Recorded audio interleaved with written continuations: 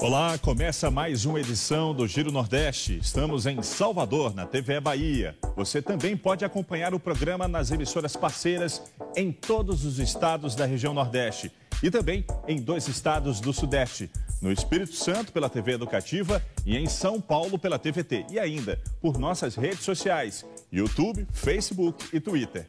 A nossa hashtag é Giro Nordeste. Sejam bem-vindas e bem-vindos.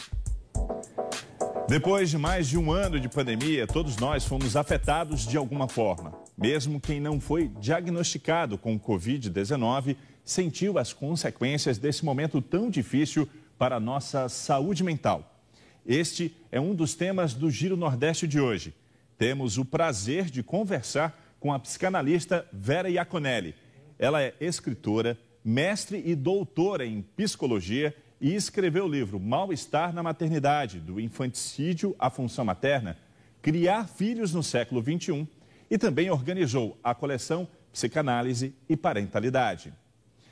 Eu sou Walter Lima, da TVE Bahia, e vão participar do programa de hoje em seus respectivos estados.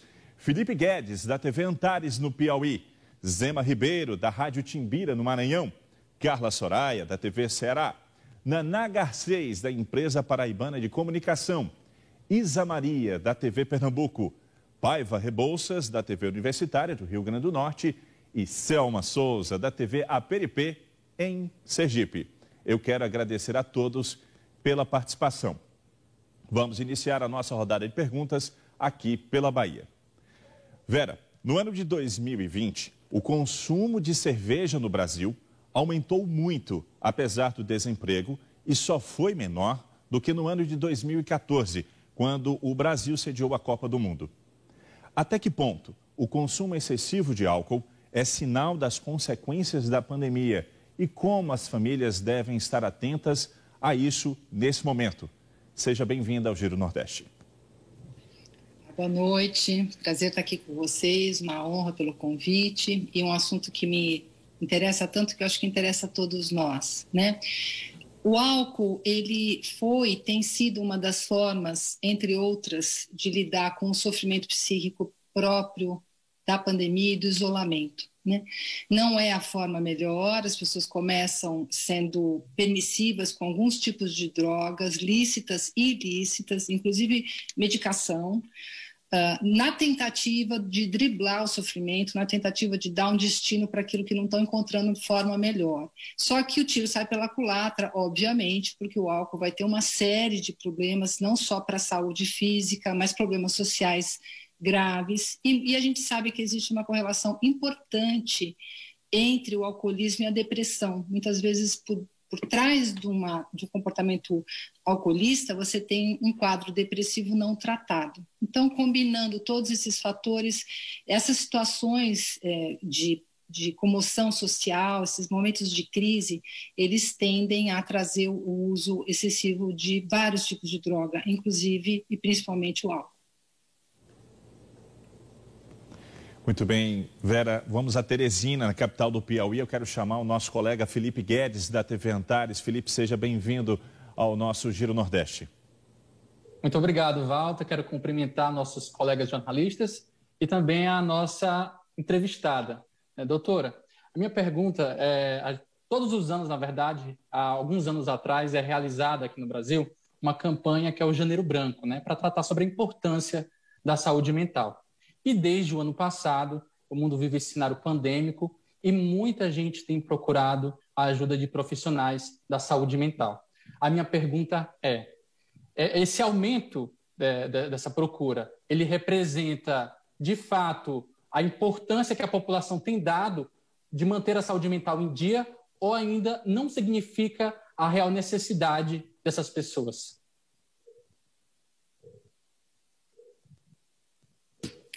Felipe, alguma coisa realmente aconteceu a partir do início da pandemia. A Organização Mundial de Saúde foi uma das primeiras instituições a falar: a gente vai ter que pensar em saúde mental a partir de agora. As instituições, e eu me orgulho de fazer parte de algumas, se prontificaram lá no comecinho mesmo, em março do ano passado, a pensar formas de atender a população, porque a gente sabia que quando você pega uma população inteira e coloca sob uma situação de crise tão grande, de estresse tão grande, aquilo que estava funcionando mais ou menos, que poderia passar, vai ser posto à prova e provavelmente vai fracassar. Então, a gente sabia que a demanda ia aumentar muito. O que aconteceu? Com a virtualidade, a coisa democratizou. Então, aquela pessoa que não teria acesso, às vezes, a um consultório, não porque está em outro estado, porque está aqui na periferia de São Paulo e não consegue vir nas regiões onde são oferecidos esses serviços, elas tiveram num clique, no celular,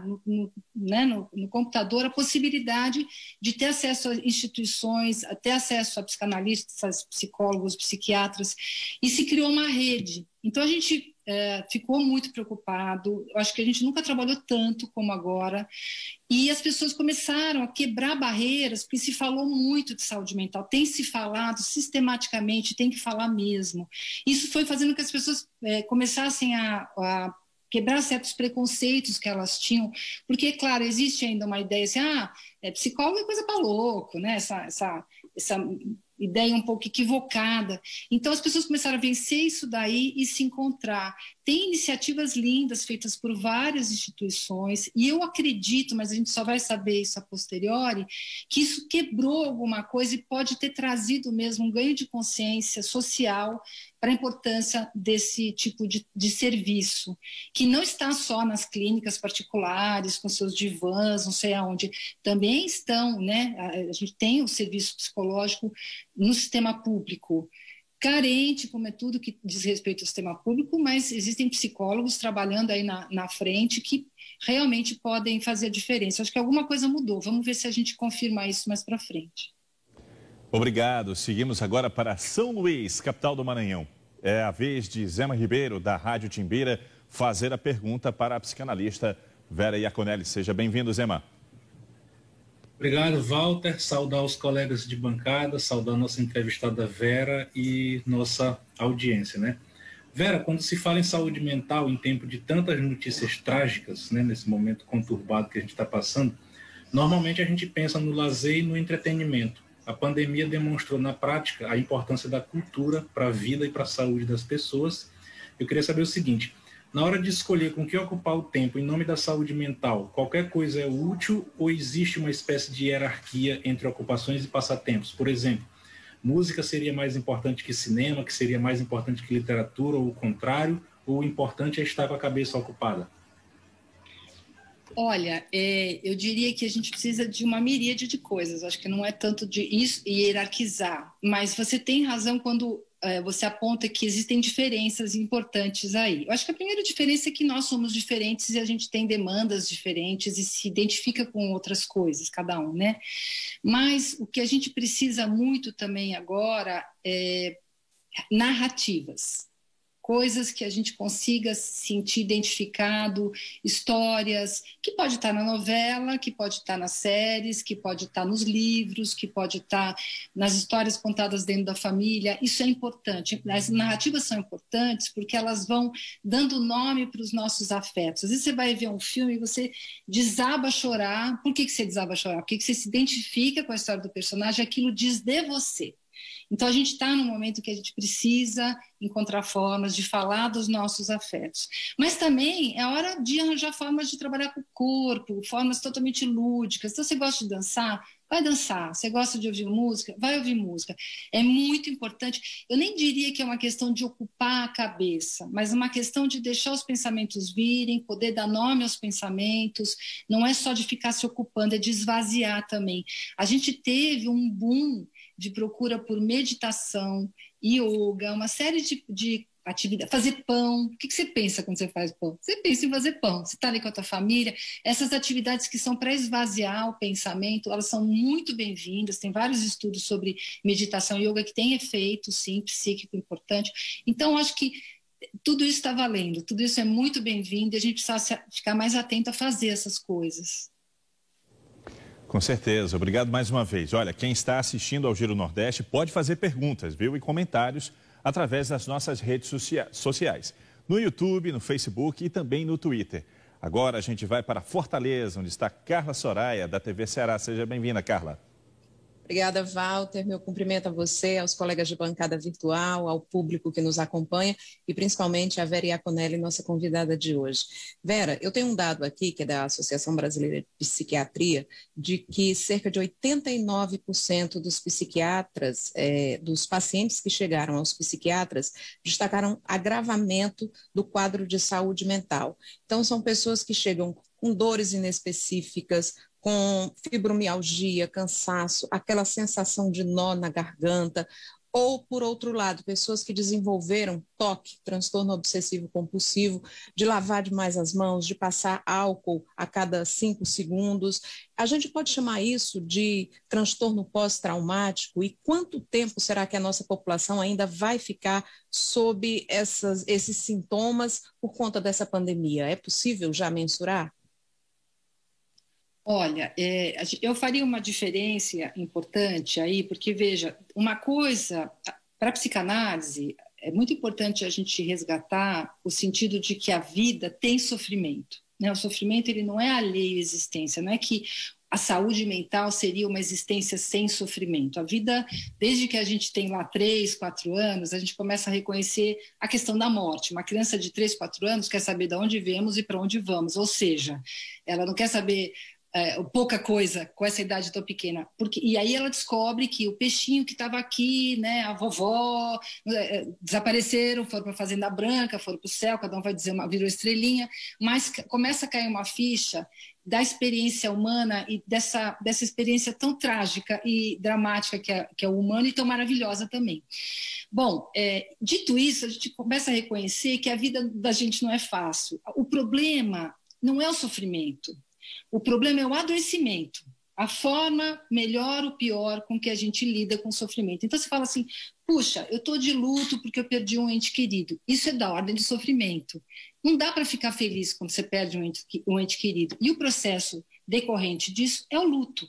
Agora, você desenvolver um toque, você desenvolver um alcoolismo, você desenvolver uma depressão, significa que aquele processo do luto, que é um processo constituinte necessário, não foi realizado. E aí você adoeceu. Então, o que a gente quer aqui? O que a gente quer é que as pessoas encontrem formas para sustentar o sofrimento sem precisar que essas formas apareçam no corpo, na forma de doenças psicossomáticas, na forma de doenças do humor, em diferentes situações, porque a vida não é fácil para ninguém. Então, não é que a gente vai conseguir, acabou a pandemia, então vai correr tudo solto. Não, nós vamos continuar perdendo pessoas. Acontece na pandemia o seguinte, todo mundo está sofrendo ao mesmo tempo. Essa é a grande questão da pandemia. A questão é que todo mundo olha para o lado e o outro também está sofrendo. Então, você não tem, são raros os momentos que a gente tem na história onde toda uma população, e no caso a população mundial, está sofrendo ao mesmo tempo, embora de formas bem distintas, dependendo da condição social e de uma série de outros fatores, né? Então, não sei se eu me fiz claro, eu acho que tem que distinguir a nossa capacidade de resiliência, de lidar com o sofrimento e aqueles entraves e coisas que a gente vai ter que tratar porque não estão dando certo, né? Ok, doutora, vamos seguir com o programa agora para João Pessoa, capital da Paraíba. Temos muitos assuntos para tratar agora com Vera Iaconelli. Eu quero chamar minha colega Naná Garcês, da empresa paraibana de comunicação. Seja bem-vinda, Naná, ao nosso Giro Nordeste. Obrigada. Olá, colegas. Doutora Vera, nesse período de pandemia, que é realmente uma situação bastante atípica, há 100 anos não se tinha uma pandemia, quais foram os sentimentos que ficaram mais acirrados e que mais, portanto, interferiram no dia a dia das pessoas? Olha, Naná, a gente recebeu de tudo, obviamente, porque cada pessoa, né, para a psicanálise é muito importante preservar a ideia de cada um, e a gente não fazer uma ideia generalizada da população. Mas a gente já recolheu algumas coisas. A sensação de que a gente não tem controle sobre o que nos espera foi uma das primeiras experiências chocantes, traumatizantes com a pandemia, né? Porque a gente vai vivendo na nossa cultura, tá? Não é toda cultura que é assim. Se você for pensar uma pessoa com uma ascendência indígena, ela tem uma relação com o tempo, com o futuro, com o passado muito diferente da nossa, né? É uma outra cultura com uma outra experiência. Nós somos premidos pelo tempo, nós somos premidos pela produtividade, nós queremos saber tudo o que vai acontecer, como é que vai ser a temperatura amanhã cedo, e na hora do almoço, e depois, eu vou viajar no fim de semana. A gente tem uma busca enlouquecida pelo controle, pelo planejamento, pela predição. E a pandemia falou, não vai dar, não vai rolar, isso aí você não tem. Então, o primeiro impacto foi, como assim eu vou parar de fazer tudo que eu faço? Como assim surge um vírus que eu nem posso ver? Essa sensação de realidade e de começar a repensar o tempo. Bom, se eu não sei nada do que vai acontecer, isso é uma ficha que já deveria ter caído antes, porque a gente nunca soube, né? Sempre a gente está lidando com o imponderável, a gente vai fingindo que consegue prever, né? É uma ilusão. Quando cai essa ilusão, você tem que começar a saber com o seu tempo. O que eu estou fazendo na minha vida? O que interessa se amanhã vai chover ou não, se eu não sei como é que eu estou agora? Então começa toda uma nova relação com o tempo e angústias, né? Porque quem estava fingindo que conseguia controlar começou a se deparar com o fato real de que não. Então, muita angústia, muita sensação de reconhecimento da perda do controle, que nunca teve, de fato, e muitas outras coisas também, né? As relações familiares ficaram muito investidas, exageradas, porque a gente conseguia estar mais longe, hoje a gente está aprisionado uns aos outros, né? A gente teve aí, não saberia fazer um conjunto tão coeso, mas bastante coisa aconteceu nesse ano. E várias fases também. Eu acho que tem aquele começo. Uma coisa curiosa, Naná, foi o alívio que muitas pessoas sentiram de poder ficar em casa. No comecinho. Eu não vou ter que sair? Eu não vou ter que encontrar minha sogra no domingo? Eu não vou ter que encontrar o meu chefe, que é um chato de galocha? Eu não vou ter que... E aí as pessoas falam assim, teve um primeiro momento que foi de alívio. Eu não vou ter que responder às demandas de todo mundo o tempo todo, né? Então, a gente encontrou uma certa variedade, mas algumas coisas bem interessantes.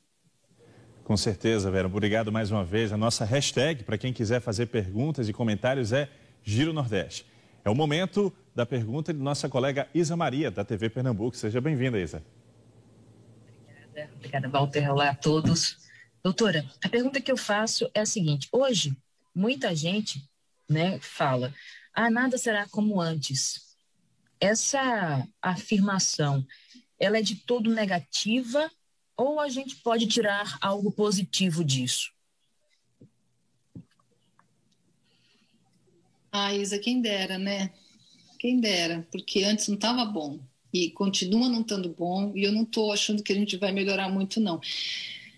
O que tinha de tão bom antes, né? Quando eu penso assim, é claro que os conservadores são um grupo de pessoas importantes da sociedade, né? Mas vamos pensar o que a gente quer conservar também, né? O que é importante conservar. Antes, o Brasil era um país com um abismo social terrível, né? Se havendo com uma pobreza, com racismo, com uma elite que ignora a sua história. Esse era o Brasil. O que aconteceu com a pandemia? Quem não podia ver isso teve que ver, porque na hora que uma catástrofe se abate sobre toda uma população, você vai perceber que está todo mundo no mar, mas tem gente que está de iate e tem gente que está de canoa. Aí você começa a perceber, bom, então nós não somos exatamente um país. De que Brasil que você está falando quando eu estou aqui na minha casa, né? Maravilhosa, com fone, internet lindo, mas tem uma pessoa que está na rua, que está exposta, que não tem nem água para lavar a mão. Então, esse é o nosso país.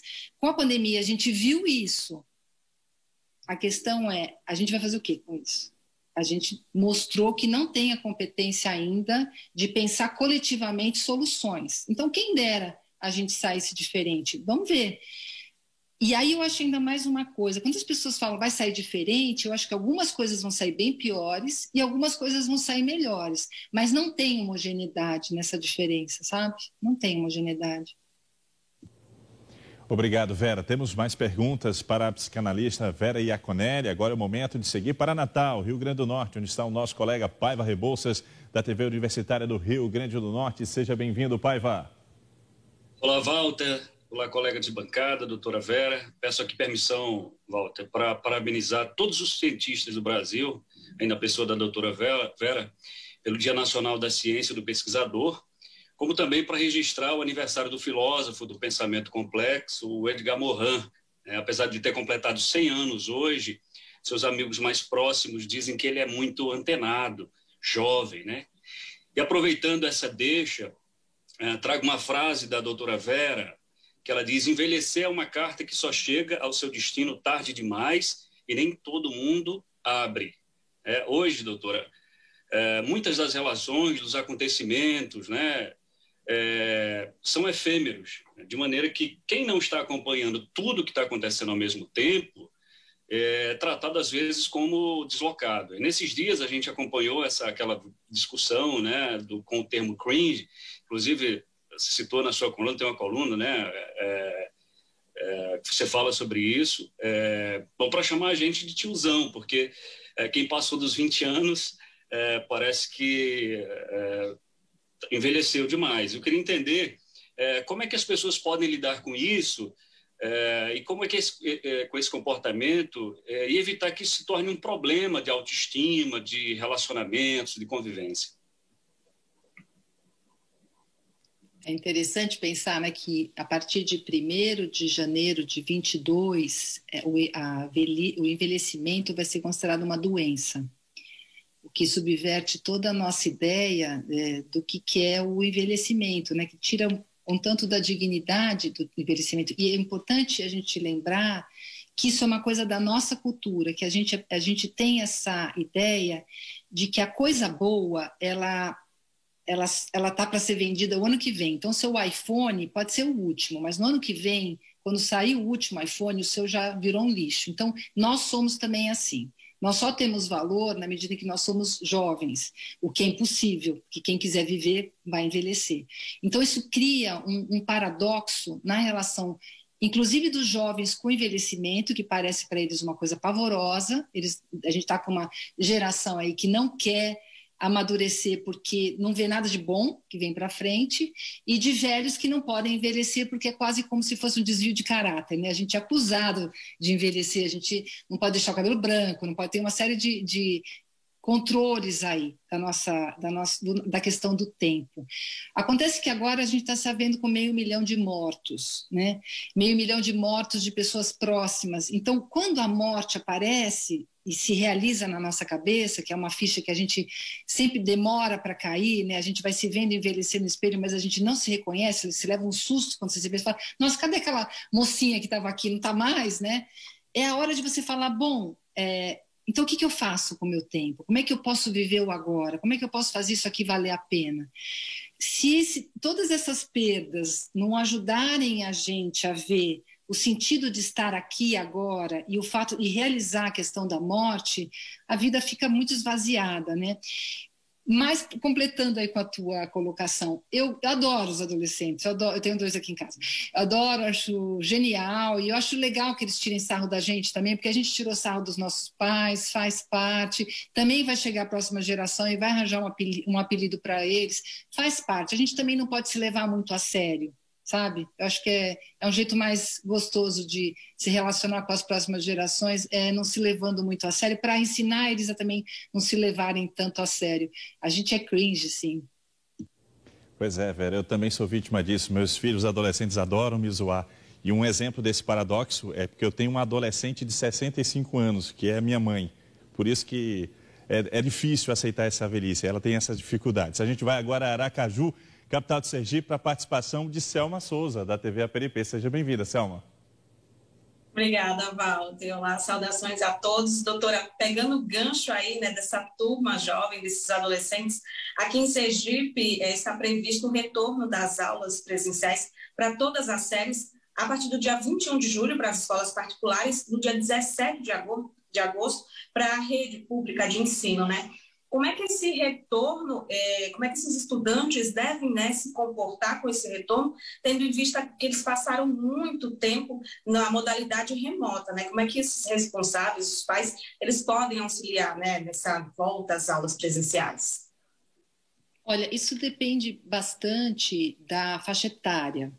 e também de como a criança ou o adolescente, como eles viveram esse período. Então, você vai escutar no consultório, mas também em volta da gente, né? Você vai ter jovens que falaram, que bom, agora eu não sou mais demandado, eu não tenho que estar mostrando que eu tenho namorado, eu não tenho que beijar, porque eu não vou ser cobrada em nada, e eu fiquei, então, no remoto e posso me esconder um tanto. E vai ter aquele que ficou, pelo amor de Deus, cadê minha vida, as coisas que eu fazia? Então, vai ter um momento, isso é importante que você traz, Selma, porque a gente não pode esperar que depois de uma experiência tão grande, que seja uma coisa que simplesmente a pessoa vai lá, chegar e está tudo normal e achar que se no começo for difícil retomar, tem algum problema. Não tem problema. É um momento de adaptação, faz parte o luto. Eles não estão iguais, o corpo não está igual, as amizades não estão iguais, algumas amizades não sobreviveram, alguns namorinhos de começo não sobreviveram. Então, se eu posso falar alguma coisa para os pais, gente, calma, faz parte desse processo, que essa volta seja cheia de obstáculos, de momentos, Algumas crianças vão chegar e no dia seguinte já estão lá dentro e brincam e já esqueceram da pandemia. E algumas vão demorar mais. Então, eu acho que aqui a gente retoma a questão do tempo. O psiquismo tem uma plasticidade maravilhosa, mas se a gente não respeita o tempo das coisas, se a gente não respeita a narratividade, né, a gente acaba tirando os únicos elementos que a gente realmente tem para lidar com o trauma. E quando eu digo a narratividade das coisas, significa que por exemplo, os pais, eles têm muita preocupação. O que eu vou falar para o meu filho? O que eu vou falar? Ele veio perguntar de sexo. O que eu vou falar? Ele vai voltar para a escola. Não precisa falar. Ouve. A questão com a criança, com o jovem, com o adolescente, é tentar aguentar escutar. Escutar a conversa do adolescente. Escutar aquela conversa que você pode achar que é boba, que é infantil, que te traz ansiedade, porque ele fala coisas que te dão medo. Então, o que a gente precisa fazer nessa transição é escutar o jovem, dar espaço para ele falar. Obrigado, Vera. É hora agora da participação do público do Giro Nordeste. A Aline Foguel está assistindo pelo YouTube e enviou a seguinte pergunta. Ela é professora de gastronomia e vê muitos alunos com maiores dificuldades de aprendizado durante essa pandemia. Como é que ela pode ajudá-los ou aconselhá-los nesse período tão difícil, Vera? Bom, professora de gastronomia, minha filha é padeira, então eu conheço bem esse mundo, sei como é rico, interessante e puxado, né? Olha, eu diria, a gente está com essa questão, todos nós, com os jovens universitários, a gente tem um índice de suicídios alarmante, assustador, e o que eles vão contando quando eles trazem o sofrimento deles é que ninguém percebeu, ninguém viu. Viu, mas não viu, viu, mas não deu chance. Então, e as pessoas que conseguiram começar algum tipo de tratamento, conseguiram sair de algumas situações mais difíceis, foram pessoas que alguém chegou e falou assim, não, senta aqui, eu quero ouvir, o que está acontecendo? Você estava tão animado, agora você está tão murcho, eu estou vendo que você está diferente, você não fala na sala. Chega para a criança e pergunta, chega para o jovem e pergunta, mas esteja preparado para ouvir.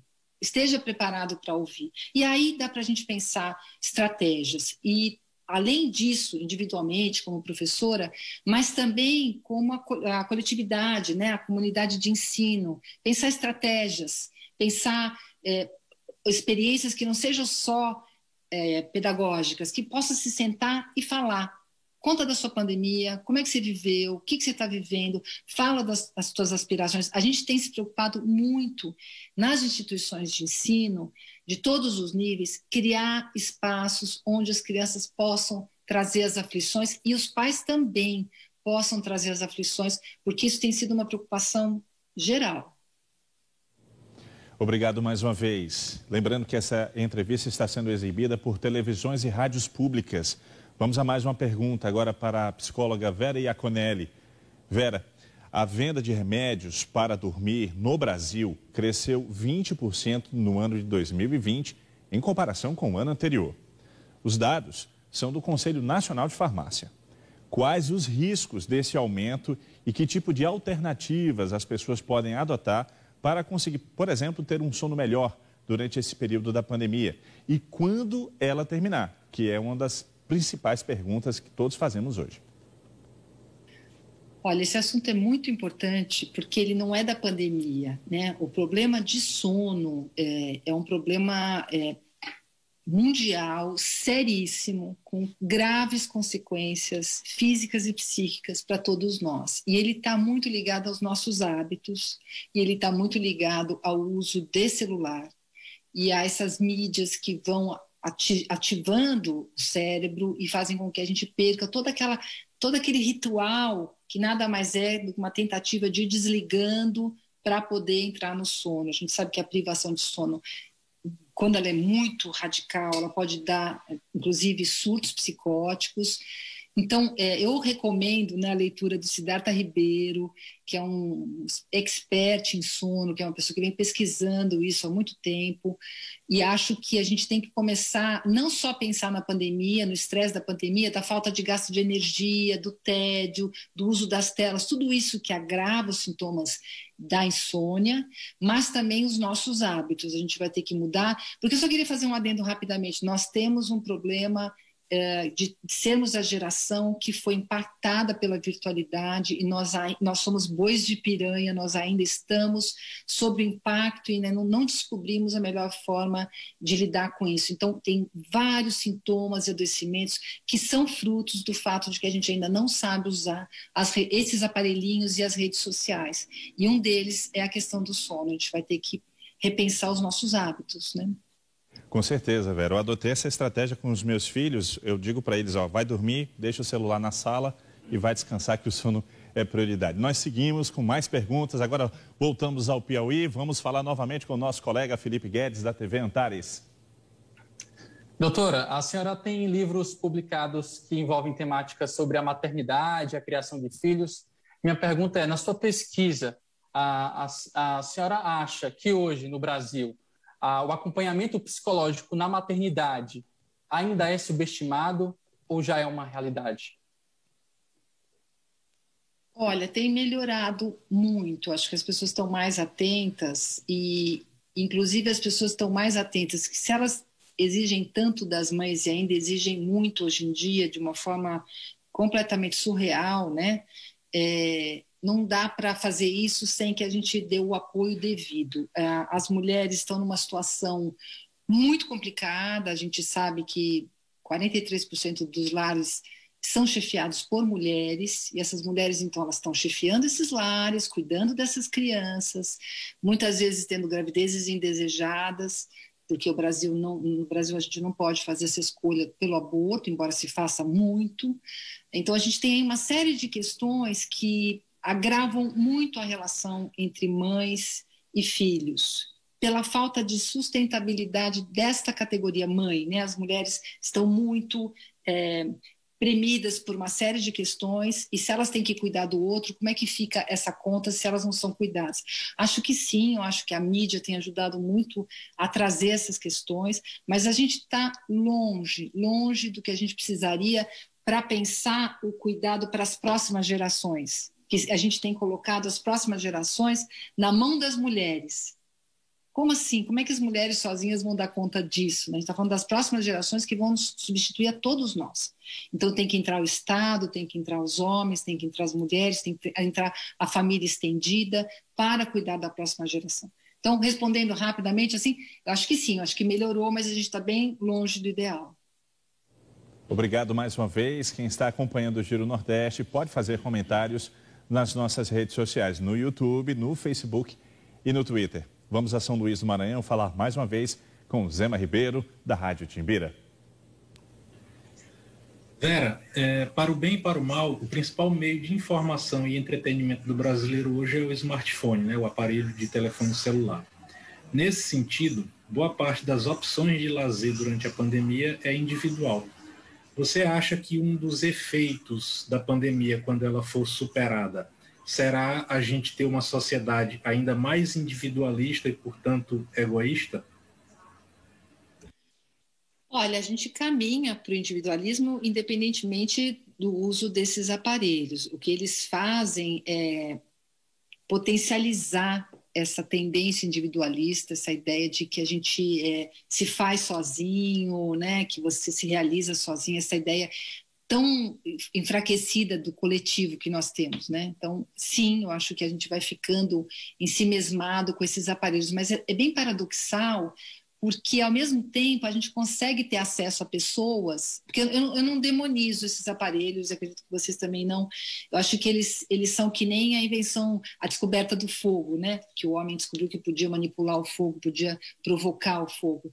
É maravilhoso, mas você pode se queimar, ou você pode, com isso, produzir os alimentos. Então a gente descobriu o fogo de novo e está se queimando pra caramba, basicamente é isso que está acontecendo. Então, acho que sim, mas acho que também a gente faz redes impensáveis antes. Né? Estar conversando com vocês todos agora ao mesmo tempo.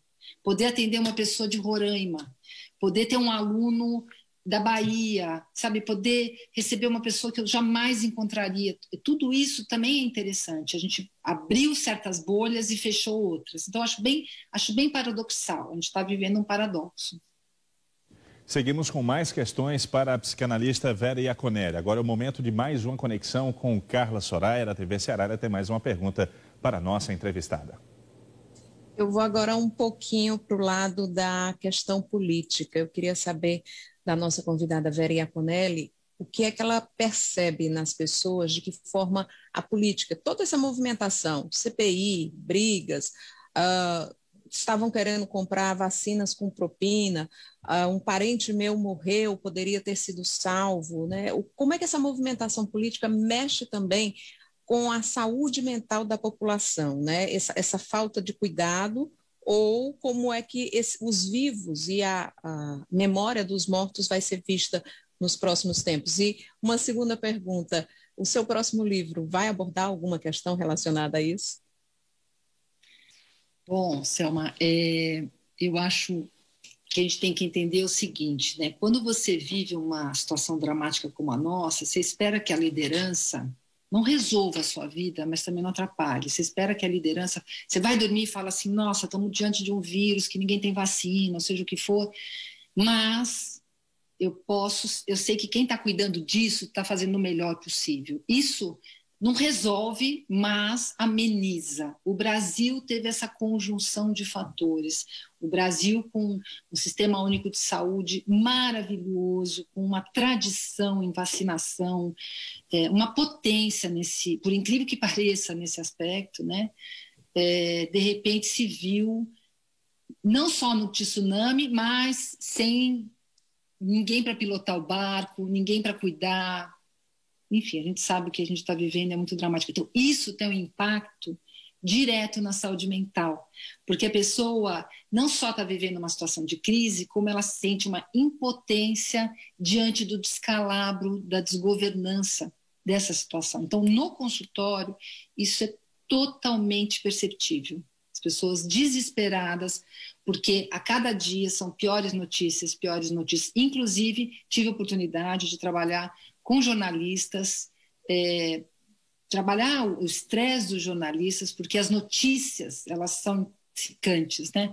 Elas vão, se você recebe uma notícia boa, aquilo te ilumina. Se recebe uma notícia ruim, aquilo... Você pode estar até bem na tua vida particular. Eu digo que eu estou vivendo uma experiência privada muito boa e uma experiência pública deslocada, né? Estou doente no público e saudável no privado. Então faz muita diferença, sim, a forma como a gente gere uma crise, tanto dentro da sua casa quanto no nível nacional, né? Então, eu acho que não dá, juntando aí com a questão do livro, né? Não dá para pensar nenhum tema da psicanálise sem pensar a questão política, não a questão partidária necessariamente, mas as forças políticas que gerem a nossa vida, porque para a psicanálise não tem a distinção entre sujeito e sociedade, é uma continuidade. O que acontece lá afeta aqui e as coisas vão indo par e passo.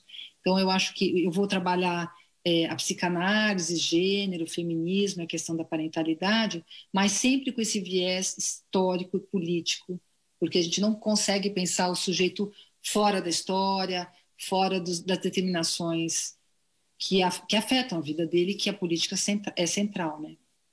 Obrigado mais uma vez, Vera. Seguimos para mais uma participação de Naná Garcês, da empresa paraibana de comunicação. Contigo, Naná. Doutora Vera, a senhora já abordou em livro também sobre infanticídio, e num período recente nós temos convivido com a notícia de casos tenebrosos que parecem como se estivesse amortecendo a sensibilidade humana. Durante o processo da pandemia, isso ficou muito evidente. É a própria pandemia ou é uma indiferença à criança que tem provocado isso?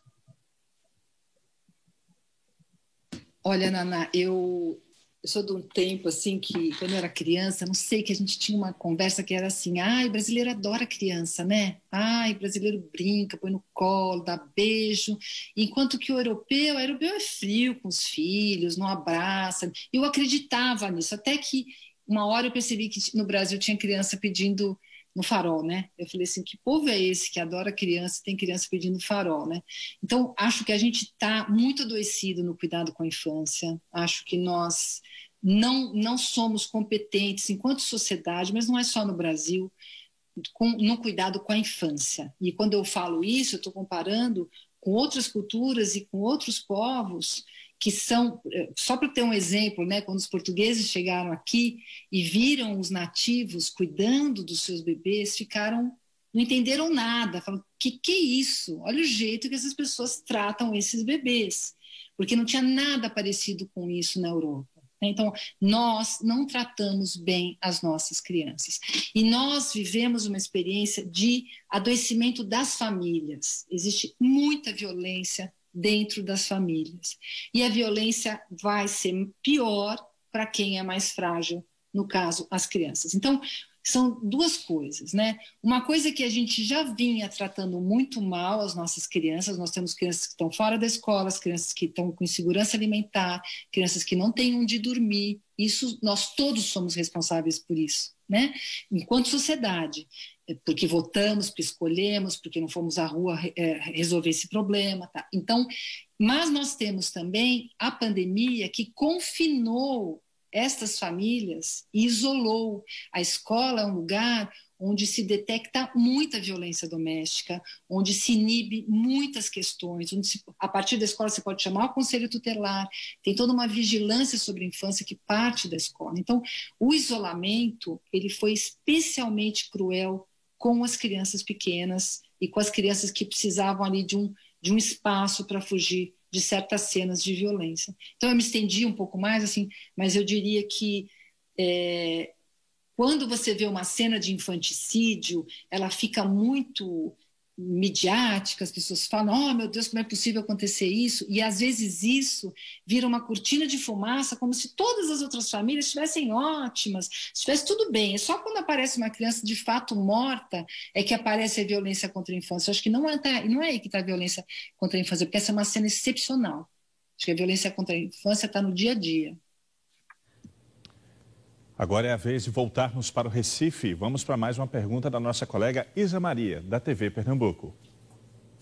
Doutora Vera, a minha pergunta é sobre a geração pandemia, né? Essas crianças que nasceram durante a pandemia e estão crescendo, né, isoladas numa realidade bem diferente da que nós conhecemos. Elas, infelizmente, ainda não conhecem.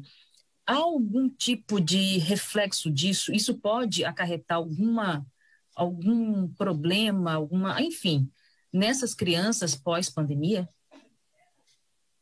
Deram até um nome, né? Geração C. É uma geração que aí nasceu, era ainda pequeno, nesse momento, né? Eu gosto de pensar nas gerações que viveram as grandes guerras mundiais, né? Como é que elas se viraram com isso. E acho que não é a mesma coisa em termos de sofrimento. Não sei se os sofrimentos são comparáveis, não é questão de comparar sofrimentos, não. Mas ali a gente tinha uma violência entre humanos, e agora a gente tem um vírus atacando humanos e como cada um eticamente, moralmente está lidando com isso. Vamos ficar marcados, sim. Seria muito bizarro não ficarmos marcados com o acontecimento. Agora, o sofrimento humano, ele não é, como eu disse no começo, ele não é necessariamente, não vai desembocar em adoecimento. Sofrer, dependendo da forma como você lida com isso, pode fazer com que você amadureça mais, pode fazer com que você Faça alguma coisa com essa experiência. De qualquer forma, não existe uma geração que não tenha a sua história, que não tenha o seu sofrimento. Isso é uma demanda muito da atualidade, né? Todo mundo quer ter filhos que podem ser o que quiserem, desde que sejam felizes, né? Todos os pais vão falar assim, o que você quer para o seu filho? Ah, ele pode fazer o que ele quiser, mas ele tem que... eu quero que ele seja feliz. Então, felicidade não está na prateleira, não é uma coisa que está disponível, é uma espada sobre a cabeça, esperar que os filhos tenham que ser felizes. Faz parte de toda geração algum tipo de sofrimento, esse vai ser o nosso, e eu acho que a gente pode lidar com isso muito bem. Não vamos ficar com handicap aí, com um problema necessariamente. Isso, caso a caso, né? Pois bem, vamos girar. Seguimos com o Giro Nordeste. Quero chamar novamente nosso colega Paiva Rebouças, da TV Universitária do Rio Grande do Norte, para fazer mais uma pergunta para a nossa entrevistada, doutora Vera Iaconelli. Doutora, agora há pouco a senhora comentou que os conservadores são importantes, de certa maneira todos os brasileiros são importantes. Mas como é que a gente pode compreender o comportamento de pessoas que insistem em negar a ciência, insistem em acompanhar discursos agressivos e discursos que ampliam esse problema que o Brasil está passando, está vivendo?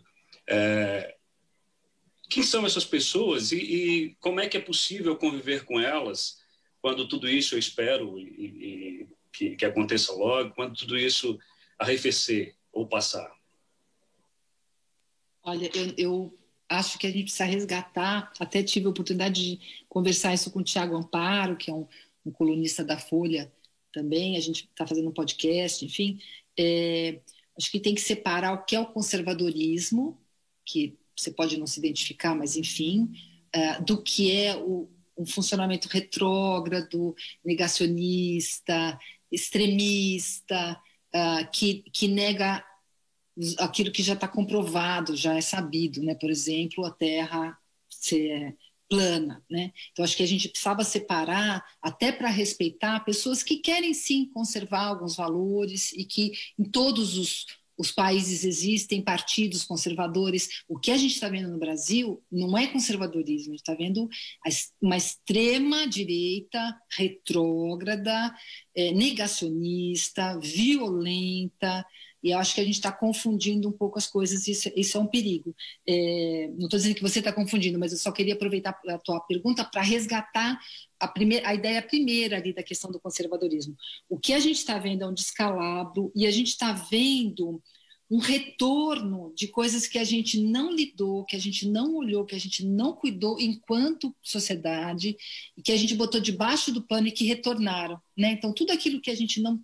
Tem uma coisa na psicanálise que é importante, que é o sujeito poder saber da história dele e poder reconhecer o que ele vive hoje em função de onde ele vem, saber da história dele. O Brasil é um país que não sabe da própria história, que não sabe que não é branco, que não sabe que é pardo, que não sabe que é negro, que não sabe que a miscigenação da gente foi absolutamente violenta, não teve nada de natural e de amoroso, foi pura violência a formação do nosso país. E a gente não tem que se envergonhar disso, a gente tem que assumir isso. Olha, essa é a nossa história. Então vamos lá, o que a gente faz com isso? A gente tem que bancar isso daí e se responsabilizar e fazer tudo o que for necessário para recuperar, para tentar reparar algo dessa história. Então, o brasileiro não quer saber da história dele. Então, quando você não quer saber de uma coisa, e isso na psicanálise fica muito claro, ela retorna como sintoma. Ela retorna porque você não quer saber, está recalcado, como a gente diz, aí retorna como um sintoma. Por isso que o sintoma para a gente é importante. Isso que a gente está vivendo hoje é o sintoma de uma história que a gente não quer saber.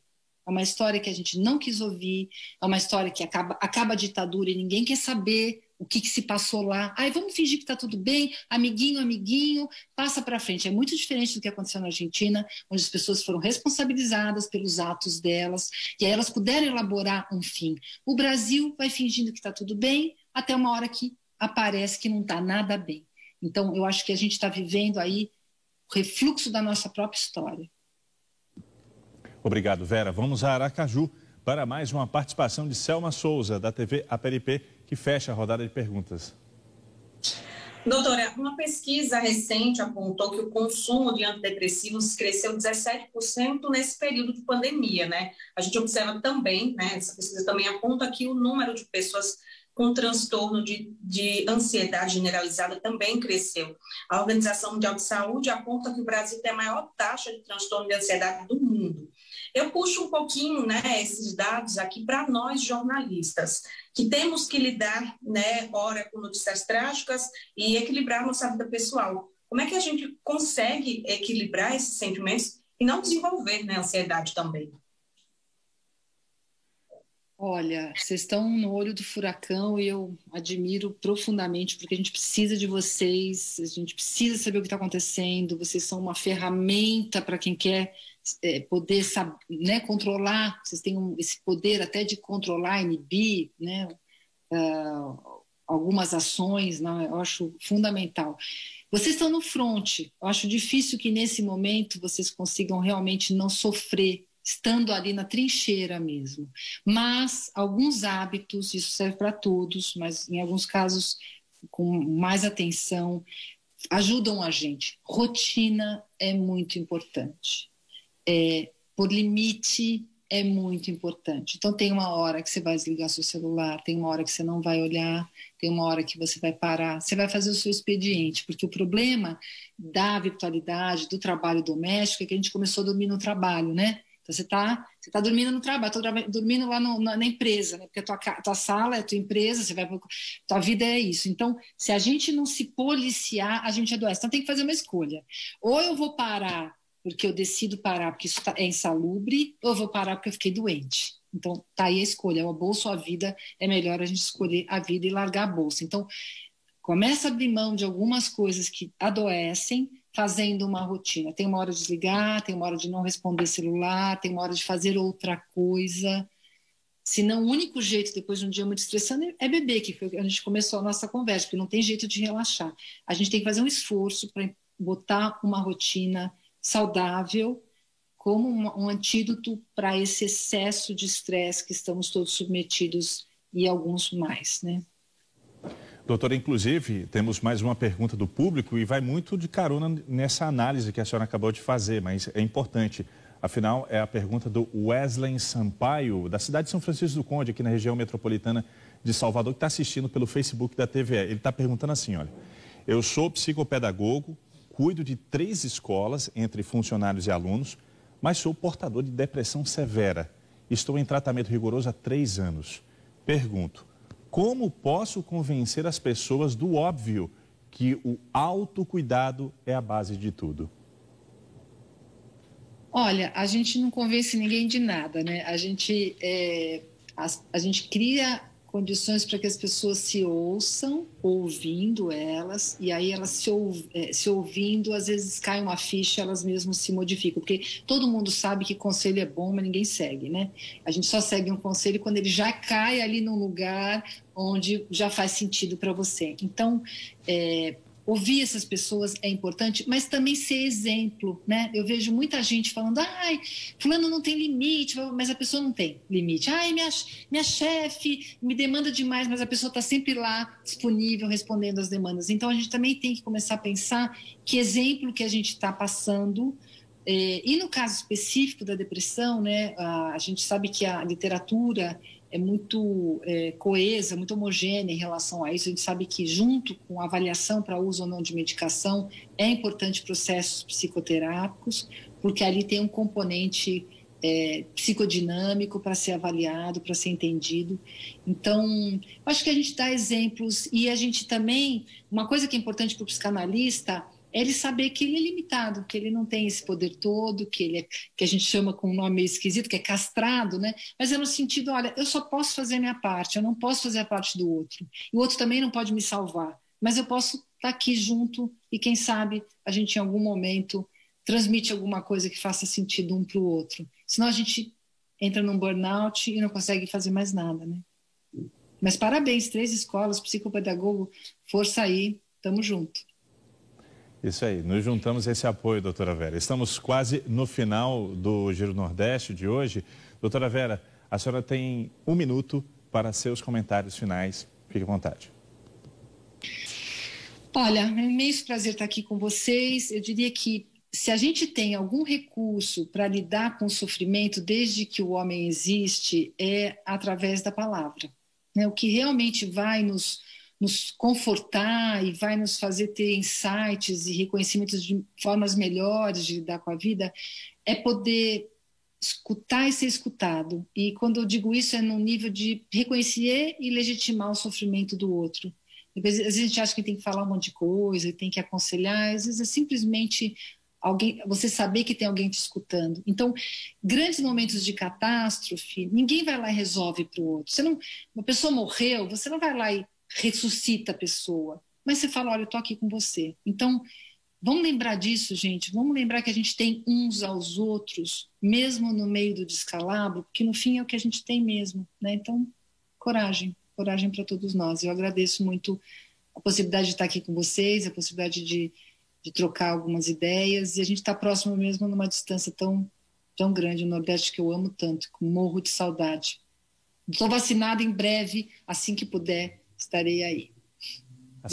As praias do Nordeste, doutora Vera, estarão esperando a senhora e a sua família. A gente que agradece pela oportunidade. Eu acho que é importante também reforçar, além dessa mensagem positiva que a senhora deixou aqui no encerramento do programa, a necessidade que, se a pessoa perceber que não está conseguindo resistir a toda essa carga de pressão, que ela busque a ajuda de um especialista. Não há vergonha nenhuma em buscar um apoio de um psicólogo para que possa superar esse momento tão delicado que todos nós estamos enfrentando, né? O Giro Nordeste está terminando. Eu quero agradecer também a participação da nossa psicanalista, escritora, mestre e doutora em psicologia, doutora Vera Iaconelli. Muito obrigado por tudo. E também os nossos comunicadores, Felipe Guedes, da TV Antares, no Piauí, Zema Ribeiro, da Rádio Timbira, no Maranhão, Carla Soraya, da TV Ceará, Naná Garcês, da empresa paraibana de comunicação, Isa Maria, da TV Pernambuco, Paiva Rebouças, da TV Universitária do Rio Grande do Norte e Selma Souza, da TV Aperipê, em Sergipe. A gente, claro, agradece a participação de todos. Lembrando que esse programa sempre é reprisado aqui na programação, mas a gente agradece muito, muito mesmo, a participação de todos. Foi um grande programa e esperamos que a gente possa contribuir com todos nesse momento tão delicado de enfrentamento à pandemia. Um forte abraço a todos. Muito obrigado pela participação.